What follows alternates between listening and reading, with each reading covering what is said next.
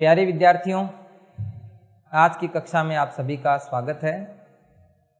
आज से जो पिछली कक्षा जो हमारी थी वो कक्षा 12 है, अनिवार्य हिंदी के विद्यार्थियों के लिए। उसमें जो अलंकार का आपका एक टॉपिक है उसकी थी, उसी टॉपिक की आज हम कक्षा आगे करेंगे। पिछली कक्षा में हमने अलंकार क्या होता है, इसके कितने भेद होते हैं ये पढ़ा। साथ में हमने 2 अलंकार भी पढ़ लिए थे, एक श्लेष और एक यमक। इसके बाद जो आपके पाठ्यक्रम में और जो 6 अलंकार बचे हुए हैं, जिनमें से एक है अनुप्रास, उदाहरण, विरोधाभास, उपमा, रूपक, उत्प्रेक्षा, ये अलंकार हैं, ये भी हम पढ़ने वाले हैं। तो अभी हम जो पढ़ेंगे वो आपके यमक और श्लेष अलंकार के बाद हम पढ़ने वाले हैं अनुप्रास अलंकार। अनुप्रास अलंकार पढ़ेंगे। देखिए,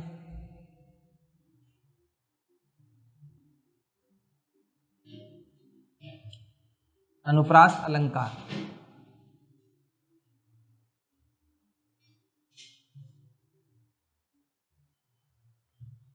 देखेंगे अनुप्रास अलंकार क्या होता है।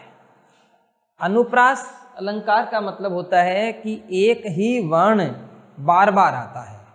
देखो, मैं वर्ण बोल रहा हूं, शब्द नहीं बोल रहा। शब्द अलग बात होती है, शब्द जो यमक अलंकार में होता है बार बार आता है। यहाँ पे एक ही वर्ण जैसे क 2 बार आ गया, 3 बार आ गया, मैं 2 बार 3 बार आ गया, भय आ गया, 3 बार आ गया, 2 बार आ गया, 4 बार आ गया, तय आ गया, किसी में 2 बार, किसी में 3 बार, किसी में उससे भी ज़्यादा बार। तो कुल मिलाकर एक ही वर्ण यदि बार बार आता है तो वहाँ कौन सा अलंकार होता है? वहाँ होता है अनुप्रास अलंकार। तो देखो, यमक अलंकार में क्या था, एक शब्द बार बार आता है, और यहाँ क्या आता है, वर्ण। तो यहाँ ये विशेषकर वर्ण जो शब्द है उस पर आपको पूरा फोकस रखना है, पूरा ध्यान देना है कि हम वर्ण ही लिखें, वर्ण ही बोलें। तो अनुप्रास अलंकार की क्या विशेषता हो गई? जहाँ किसी काव्य पंक्ति में एक ही वर्ण बार बार आता है,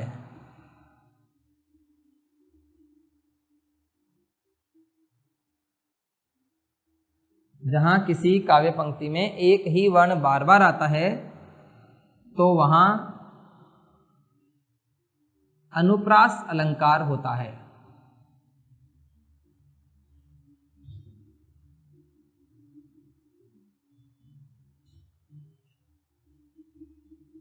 तो वहां अनुप्रास अलंकार होता है। ये खास बात थी। अभी हमने इससे पिछली कक्षा में जब अलंकार के भेद पढ़े थे तो अनुप्रास अलंकार को हमने क्या देखा था कि ये कौन से प्रकार का अलंकार है? शब्द अलंकार। अनुप्रास, वक्रोक्ति, श्लेष और यमक, ये 4 शब्द अलंकार हैं। तो अनुप्रास भी किस प्रकार का अलंकार है? शब्द अलंकार है। यदि परीक्षा में आपसे अनुप्रास अलंकार की विशेषताएं पूछ ली जाए तो आप एक बात तो ये बताएंगे, परिभाषा पूछे तो भी ये बताएंगे कि जहां किसी काव्य पंक्ति में या जहां किसी पद में एक ही वर्ण बार बार आता है, अनेक बार आता है। बार बार आने का मतलब है वो 2 बार आ सकता है, 2 से अधिक भी बार आ सकता है। तो वहां पर कौन सा अलंकार होता है? अनुप्रास अलंकार होता है। और यह अनुप्रास किस प्रकार का अलंकार है? यह शब्द अलंकार है। तो एक का बात हम ये भी लिख सकते हैं कि यह शब्द अलंकार होता है।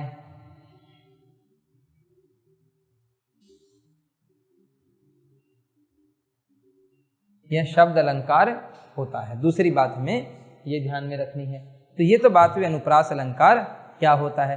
यदि हमसे अनुप्रास सीधा ही पूछ लेते हैं तो हम इस तरह बता सकते हैं, लेकिन इसके भेद भी होते हैं और इसके भेद से संबंधित प्रश्न भी बनते हैं।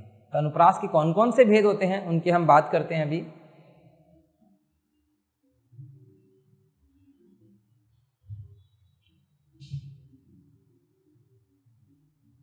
इस अलंकार के जो भेद होते हैं वो भी कुछ विद्वानों ने 4 बताए हैं, कुछ ने 5 भी बताए हैं। तो हम देखो, पहले जो एक भेद है, एक है छेका अनुप्रास।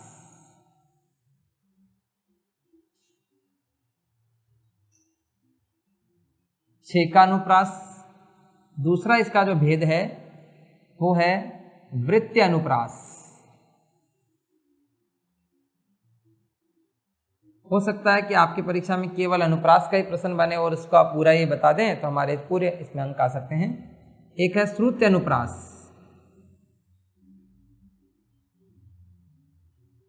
और चौथा है इसका भेद अंत्य अनुप्रास।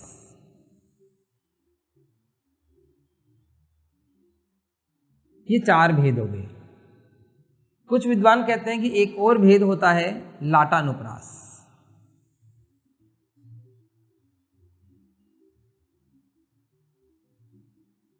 तो इस प्रकार से अलंकार, इसके अनुप्रास अलंकार के भेद होते हैं। हो सकता है हमसे ये पूछ लें कि अनुप्रास अलंकार किससे कहते हैं और इसके भेदों के नाम लिखिए, तो हमें ये याद रहने जरूरी है। तो हम क्या बताएंगे अनुप्रास में कि जहाँ किसी काव्य पंक्ति में एक ही वर्ण बार बार आता है तो अनुप्रास अलंकार होता है। और अनुप्रास अलंकार के निम्नलिखित भेद होते हैं। तो कौन कौन से भेद होते हैं? छेकानुप्रास, छेकानुप्रास के बाद इसके बाद वृत्ति अनुप्रास, श्रुत्य अनुप्रास, अंत्य अनुप्रास और लाटानुप्रास। इस प्रकार से हम इसके भेद बता सकते हैं। अब इन एक एक करके हम इन भेदों को पढ़ने वाले हैं। तो सबसे पहले हम पढ़ेंगे छेकानुप्रास। देखो छेकानुप्रास अलंकार में क्या होता है, एक ही वर्ण 2 बार आता है, एक ही वर्ण 2 बार आता है।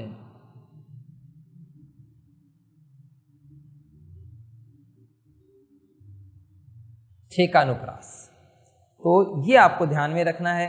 जब आपसे ये पूछ लिया जाए कि छेकानुप्रास अलंकार किसे कहते हैं, उसकी क्या विशेषता होती है, तो हमें ये बताना है कि जहाँ किसी काव्य पंक्ति में एक ही वर्ण 2 बार आता है, एक से अधिक बार हो गया, 2 बार होता है तो भी, ज़्यादा बार होता है तो भी, लेकिन 2 बार होने पर ये विशेष जो हमसे पूछा जाए तो छेकानुप्रास होता है।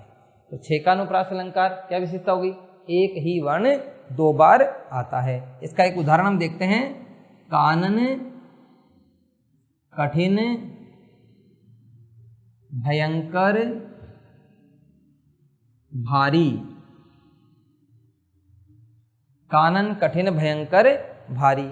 इसमें देखो एक कै 2 बार आ गया, ये भयंकर में भय आ गया और भारी में भय आ गया। तो इसमें एक ही वर्ण 2 बार आता है, तो वहाँ कौन सा अलंकार होता है, छेकानुप्रास अलंकार होता है। इसके बाद में इसमें इसका जो अगला भेद है वो पढ़ेंगे हम, वो है वृत्त्यनुप्रास।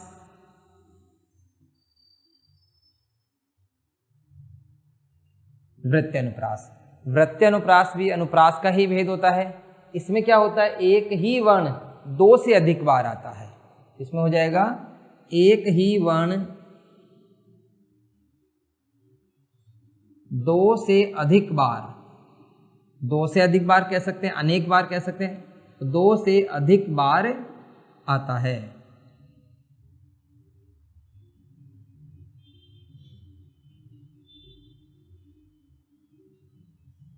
ये क्या हो गया, वृत्त्यनुप्रास। वृत्त्यनुप्रास जहां किसी का परिभाषा कैसे लिखेंगे, जहां किसी काव्य पंक्ति में एक ही वर्ण 2 से अधिक बार आता है तो वहां कौन सा अलंकार होता है, वृत्त्यनुप्रास। और ये दोनों ही क्या हैं, अनुप्रास के भेद हैं। इसमें देखो इसका एक उदाहरण देख लेंगे, जैसे कालिंदी, कूल, कदम्ब की दारन। रसखान की पंक्ति है, हमने यहाँ से 20 से पंक्ति उठाई है, हमें केवल इतनी ही आवश्यकता थी इसको समझने के लिए। देखो इसमें कालिंदी क्या आ रहा है, फिर कूल में क्या आ रहा है, कदम्ब में क्या आ रहा है, की में क्या आ रहा है। इस प्रकार से क्या हो गया, एक ही वर्ण 2 से अधिक बार आ रहा है।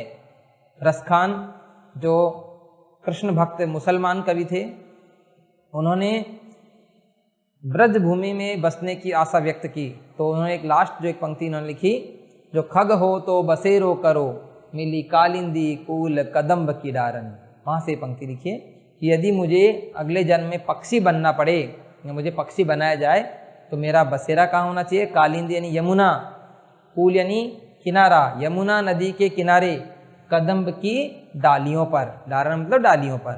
तो ये रसखान की पंक्ति है। रसखान जो सवैया छंद के लिए भी बहुत प्रसिद्ध रहे हैं। तो यहाँ पे हमें क्या देखना है, वृत्त्यनुप्रास, एक ही वर्ण बार बार यानी 2 से ज़्यादा बार आता है। यहाँ केवल 2 बार आता है और यहाँ 2 से भी ज़्यादा बार आता है। तो कौन सा अलंकार हो गया? वृत्त्यनुप्रास। इसी प्रकार एक और उदाहरण देख लेंगे। तरणी, तनुजा, तट, तमाल, तरुवर, बहुछाये।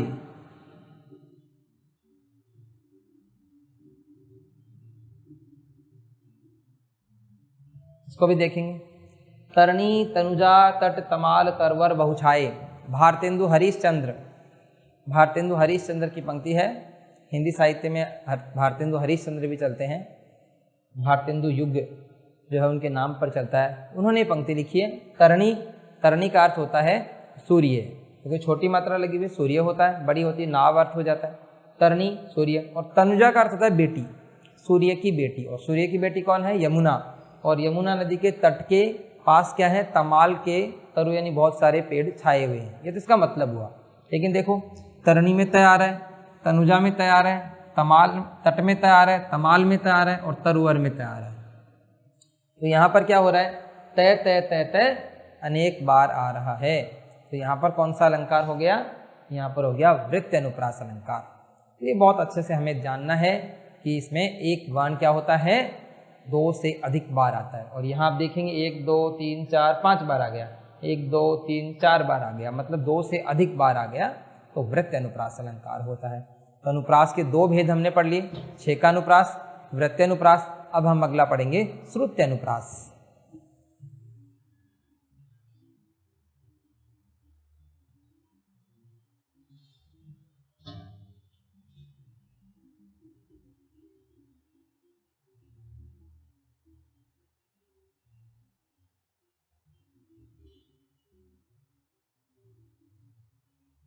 श्रुत्यनुप्रास अलंकार।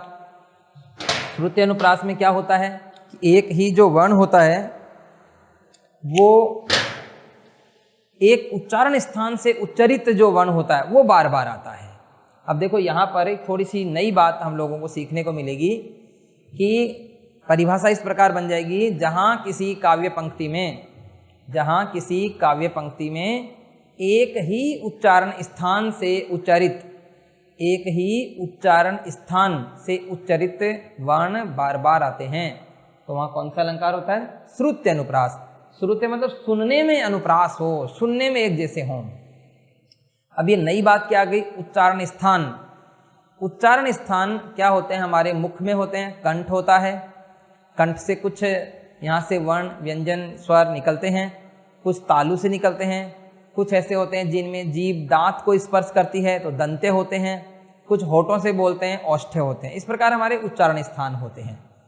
तो इसमें यह आवश्यक नहीं है कि एक जैसे वर्ण हो, एक उच्चारण स्थान से उच्चरित भी हो सकते हैं। तो पहले इसकी परिभाषा समझेंगे, एक उदाहरण करेंगे तो ये हमें समझ में आ जाएगा। तो देखेंगे श्रुत्यनुप्रास, इसमें क्या हो जाएगा? इसमें एक ही उच्चारण स्थान, एक ही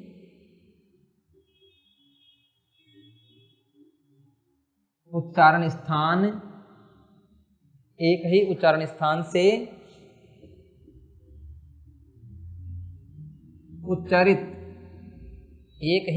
स्थान से उच्चरित होने वाले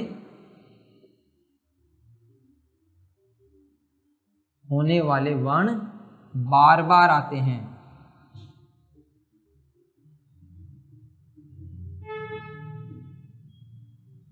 एक ही उच्चारण स्थान से उच्चरित होने वाले वर्ण बार बार आते हैं तो क्या होता है? वहां पर इसमें श्रुत्यनुप्रास अलंकार होता है।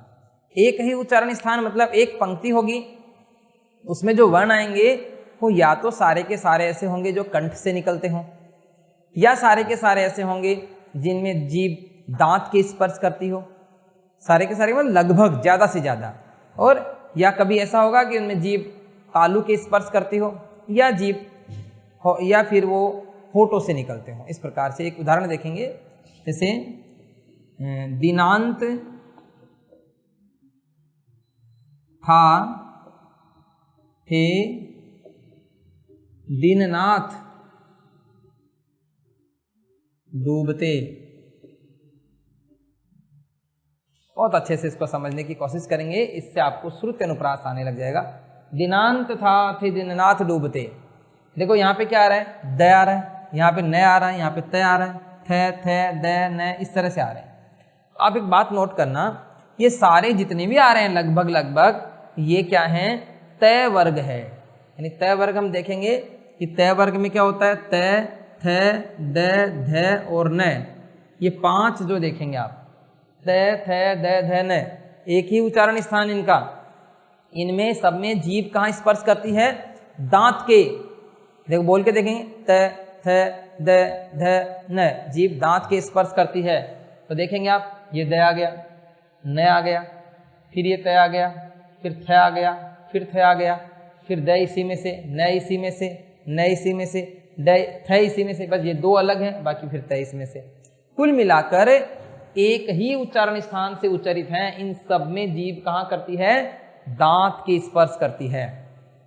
द बोलेंगे जीभ दांत के, त बोलेंगे दांत के, थ बोलेंगे दांत के, न बोलेंगे। इस प्रकार से कुल मिलाकर हमें ये ध्यान रखना है कि श्रुति अनुप्रास अलंकार एक ही उच्चारण स्थान से उच्चरित होने वाले वर्ण बार बार आते हैं। तो बार बार आते हैं तो वहाँ कौन सा अलंकार हो जाता है, श्रुति अनुप्रास अलंकार। और इस उदाहरण से आपको ये बात समझ में आ गई होगी। अगर फिर भी आपके उच्चारण स्थान समझ में नहीं आ रहे हैं तो परिभाषा को याद करने की कोशिश करना कि एक ही उच्चारण स्थान से उच्चरित होने वाले वर्ण बार बार आते हैं। और एक उदाहरण हम याद रख सकते हैं, दिनांत था थे दिननाथ डूबते। दिनांत यानी दिन का अंत होने वाला था और दिननाथ यानी सूर्य डूब रहा है। इस प्रकार से इसका अर्थ निकलता है। तो ये क्या हुआ, श्रुति अनुप्रास अलंकार हुआ। इसके बाद अगला अलंकार पढ़ते हैं और इसका जो अगला जो भेद है वो है अंत्य अनुप्रास। अंत्य अनुप्रास अलंकार।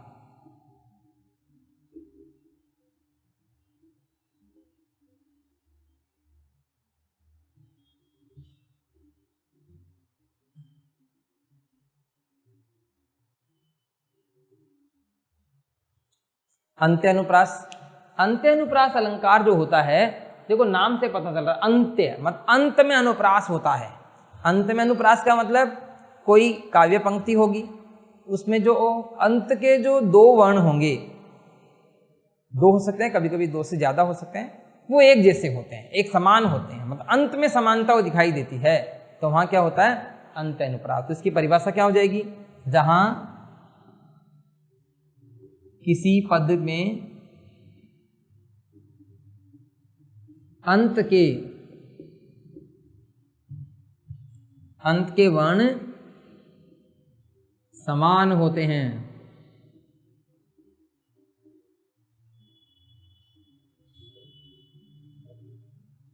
जहां किसी पद में अंत के वर्ण समान होते हैं वहां अंत्य अनुप्रास अलंकार होता है।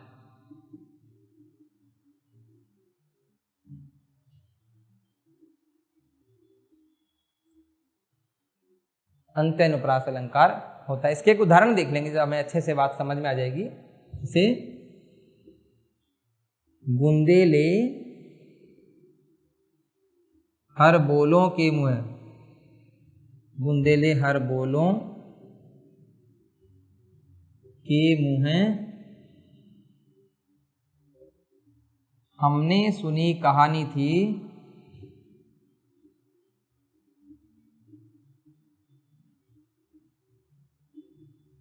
बुंदेले हर बोलों के मुँह हमने सुनी कहानी थी, खूब लड़ी मर्दानी वह तो, खूब लड़ी मर्दानी वह तो झांसी वाली रानी थी।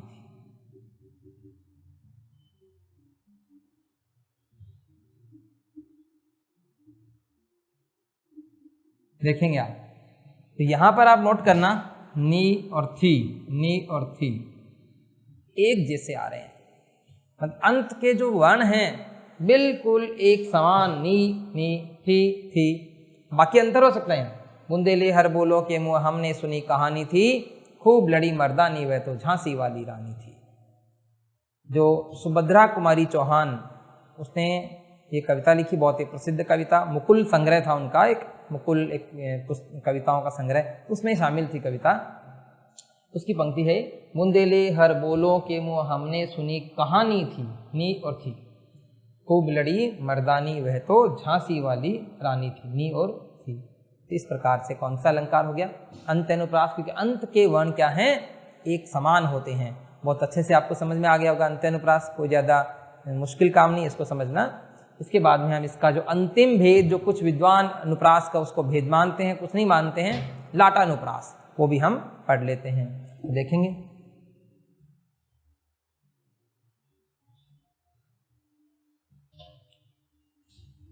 लाटानुप्रास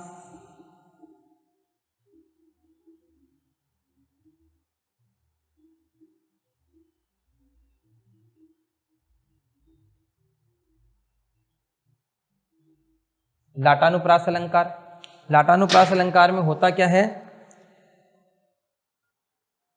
एक ही जो शब्द और अर्थ तो उसका समान होता है, और वहां पर उसका अन्वय करने पर अर्थ अलग निकलता है, लाटानुप्रास होता है। देखो इसमें क्या होगा कि कोई काव्य पंक्ति होगी, उसमें शब्द भी वही होंगे, उसका अर्थ भी समान होगा, शब्द भी वही, अर्थ भी वही, सेम रहेगा, लेकिन उसके बाद उसका दूसरे जो शब्द हैं उनके साथ उनको जोड़ेंगे, उनका अन्वय करेंगे, तो उसका जो अर्थ है वो अलग निकल जाएगा। तो इसकी एक बार इसकी परिभाषा समझ लेंगे हम अनुप्रास की, लाटानुप्रास अलंकार की, कि जहां किसी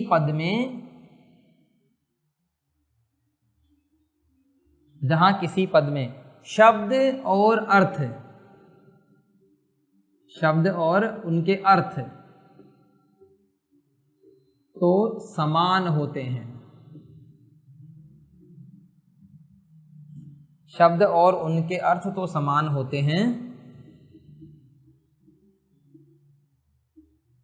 लेकिन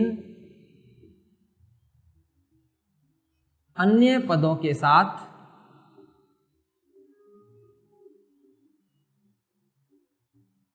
अन्वय करने पर, अभी अन्वय कैसे करते हैं हम ये समझेंगे भी, अन्वय करने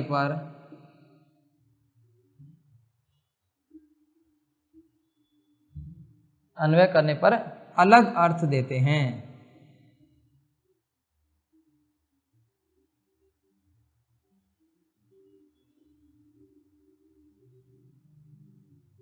तो वहां लाटानुप्रास अलंकार होता है।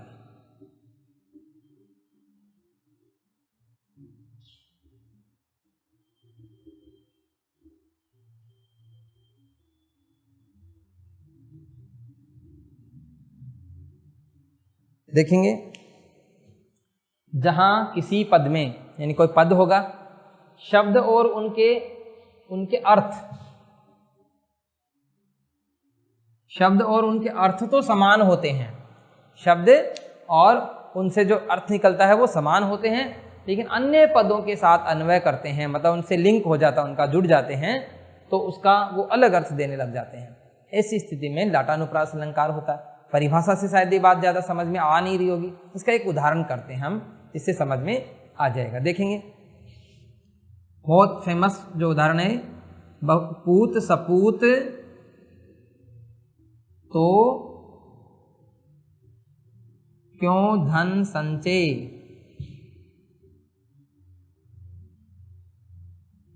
पूत सपूत तो क्यों धन संचय, पूत कपूत तो क्यों धन संचय।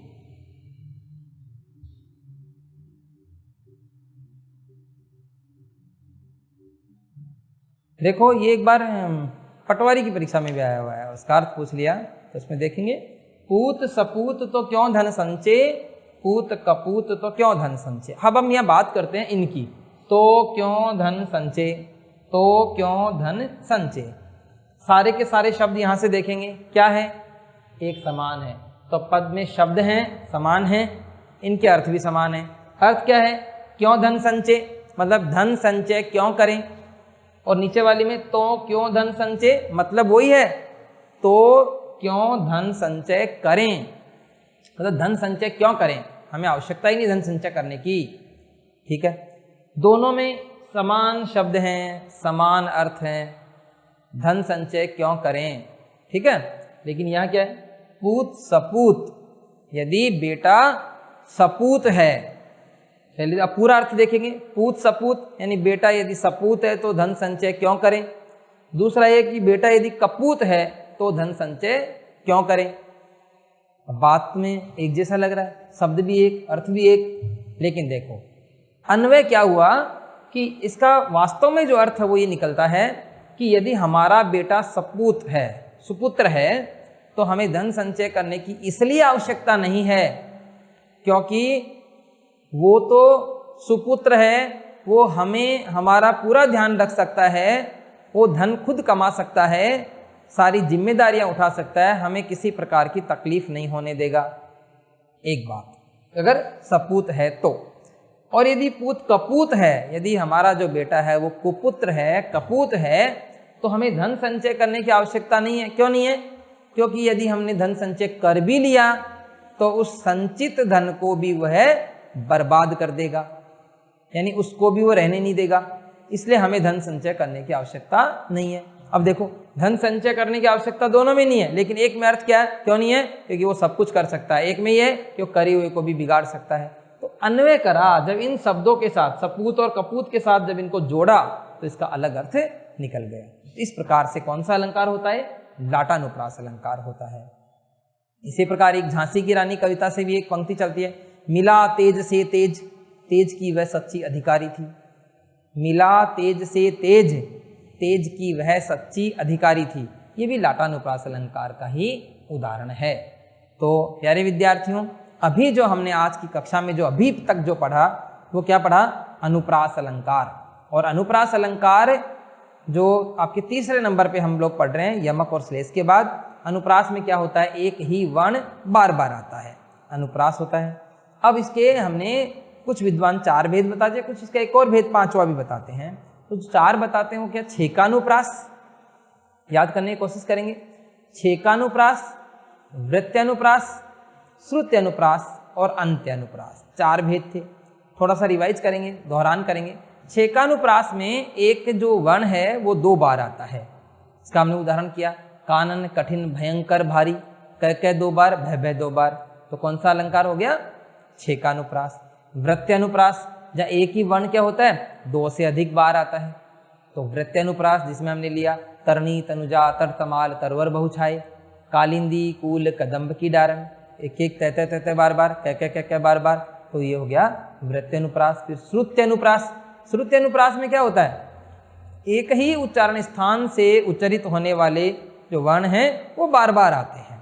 तो हमने यहाँ जो उदाहरण लिया था वो दंत्य वाले, दंत्य जो हमारा उच्चारण स्थान है वहां से निकलने वाले वर्ण आ रहे थे। दिनांत था, थे दिननाथ डूबते।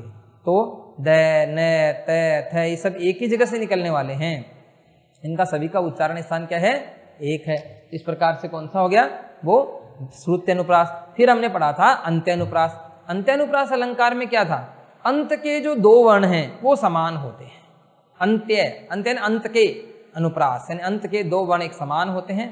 हमने एक उदाहरण इसका भी लिया था, बूंदेले हर बोलों के मुँह हमने सुनी कहानी थी, खूब लड़ी मर्दानी वह तो झांसी वाली रानी थी। और अंत में हमने अनुप्रास का एक और जो अंतिम भेद पढ़ा, लाटानुप्रास। इसमें क्या होता है? शब्द भी समान होते हैं, उसका अर्थ भी समान होता है, लेकिन अन्वय करते हैं ना, जब उनका दूसरे शब्दों से जब उसको जोड़ते हैं तो वहाँ अर्थ अलग अलग प्रकट होता है। तो वहाँ पर होता है लाटानुप्रास अलंकार। जैसे पूत सपूत तो क्यों धन संचय, पूत कपूत तो क्यों धन संचय।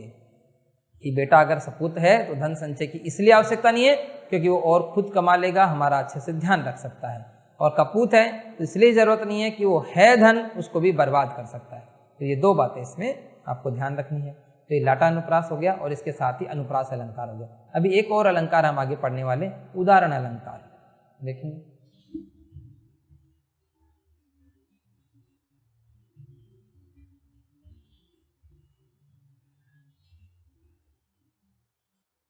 उदाहरण अलंकार।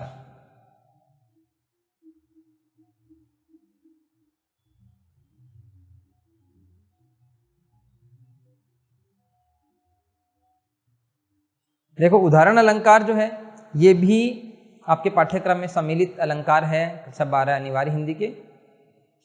उदाहरण नाम से भी पता चल रहा होगा कि उदाहरण दिया जाता है। तो इसमें क्या होता है कि कोई काव्य पंक्ति आती है और उसमें एक पंक्ति में एक बात कही जाती है और दूसरी पंक्ति में उसका उदाहरण दिया जाता है, उस पहले वाली बात को पुष्ट करने के लिए, उस बात को समझाने के लिए। दृष्टांत की तरह का अलंकार होता है। इसमें क्या होता है, इसमें जैसे, ज्यों, इस तरह के शब्द इसमें, जिमी, इस तरह के शब्द इसमें आते रहते हैं नीचे वाली लाइन में। तो वहाँ से मैं आइडिया भी लगा लेते हैं कि ये उदाहरण अलंकार है। तो इसकी परिभाषा क्या बन जाएगी कि जहाँ किसी पद में एक बात कहकर, जहाँ किसी पद में यानी किसी काव्य पंक्ति में एक बात कहकर दूसरी बात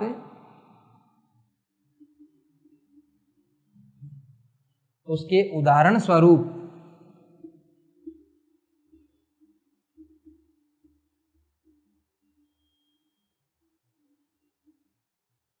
दूसरी बात उसके उदाहरण स्वरूप कही जाती है, तो वहां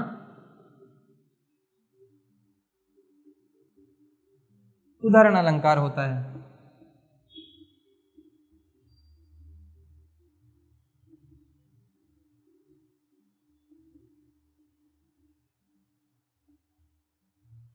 देखेंगे कोई काव्य पंक्ति होगी, कोई पद होगा, उसमें पहले क्या होगी, एक लाइन में एक बात आएगी और दूसरी लाइन में उसके उदाहरण के रूप में दूसरी बात आएगी। ऐसी बात हमने विशेष हिंदी की कक्षाओं में भी कर चुके हैं। यदि आप में से कुछ विशेष हिंदी के विद्यार्थी भी हैं तो याद आ रहा होगा दृष्टांत अलंकार, उसमें भी ऐसी ही बात थी, एक बात कही जाती है, दूसरी बात उसके उदाहरण के रूप में कही जाती है। बस उसमें और इसमें अंतर क्या होता है कि इसमें जैसे, जिमी और ज्यों शब्द लगे हुए आते हैं, उसमें ऐसा कुछ नहीं आता है, बस इतना सा अंतर होता है और कुछ भी नहीं है। देखो, एक बात कही जाती है, एक बात समझाई जाती है हमें, और उसके बाद दूसरी जो पंक्ति होती है उसमें उसका उदाहरण दिया जाता है। और इसके जो वाचक शब्द होते हैं, वाचक शब्द मतलब जिसे हम पहचान सकते हैं, कि कंपटीशन लेवल पे इसकी आवश्यकता पड़ती है कि कैसे पहचानें। तो इसमें क्या होता है, एक तो जैसे, अब देखो वैसे भी हम लोग जब किसी का कुछ लिखते हैं और उदाहरण लिखते हैं ना, तो जैसे लिखते हैं, तो इससे भी आप याद रख सकते हैं। और एक हो जाएगा जिमी, एक ज्यों। ऐसे जो शब्द हैं ये अगर आ जाते हैं तो हम इससे आइडिया लगा सकते हैं कि वो अलंकार कौन सा है, उदाहरण अलंकार है। इसके हम कुछ उदाहरण भी देखेंगे। अभी उदाहरण अलंकार के कुछ उदाहरण हमें देखने हैं, देखेंगे क्या होता है। इसमें एक उदाहरण हम लेते हैं, जपत एक हरि नाम ते पातक कोटि बिलाही।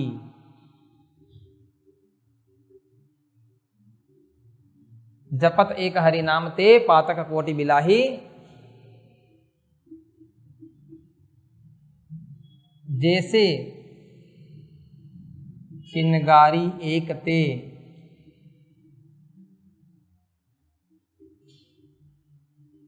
घास ढेर जरी जाई।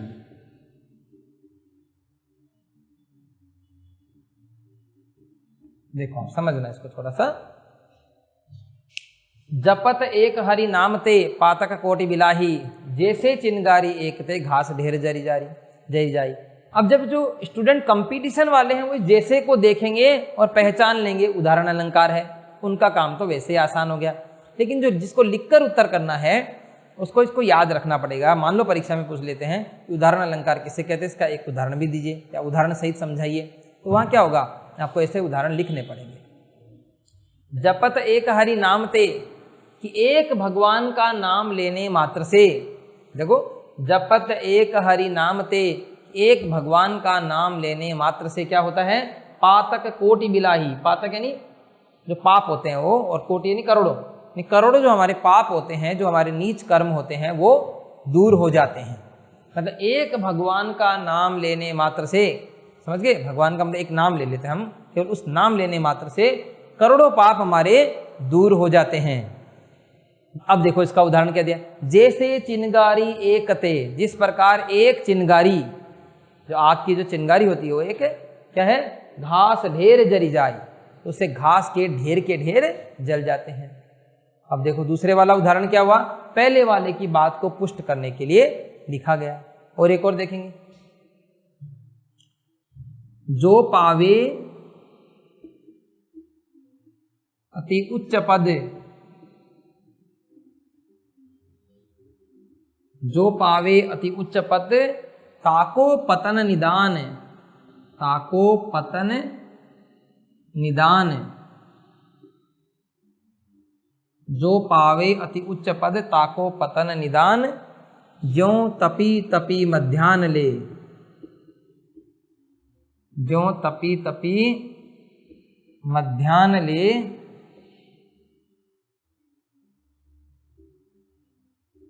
ज्यों तपी तपी मध्याह्न ले, असत होत है भान, असत होत है भान। देखेंगे, जो पावे अति उच्च पद, जिसने अति उच्च पद, बहुत ऊंचा पद प्राप्त कर लिया है, ताको पतन निदान, एक दिन उसका भी पतन होने वाला है। मतलब चाहे कोई व्यक्ति कितना भी उच्च पद पर हो, एक ना एक दिन वो वापस नीचे आ जाता है। ठीक है, जो पावे अति उच्च पद ताको पतन निदान, ज्यों तपी तपी मध्याह्न ले, असत होत है भान। भान करता भानु यानी सूर्य। सूर्य क्या होता है, मध्याह्न जब दोपहर होती है तो बिल्कुल आसमान में ऊंचाई पर होता है, यूं इतना तपता है, मतलब बहुत ज्यादा गर्मी रहती है। असत होत है भान, शाम को जब क्या होता है, अस्त हो जाता है। तो कुल मिलाकर क्या है, एक बार सूर्य बहुत तपता है दोपहर में और शाम को वो अस्त हो जाता है। इसी प्रकार व्यक्ति जो उच्च पद प्राप्त करता है, एक न एक दिन उसका पतन निश्चित है। ये एक बात आपको ध्यान रखनी है। इस प्रकार से उदाहरण अलंकार होता है। एक और इसका उदाहरण हम देखेंगे, नीकी पे फीकी लगे, नीकी पे फीकी लगे बिन अवसर की बात,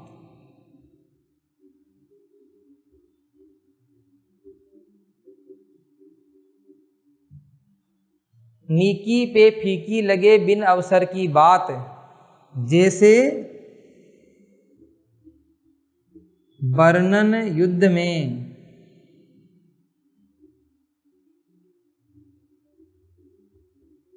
रस श्रृंगार न सुहात।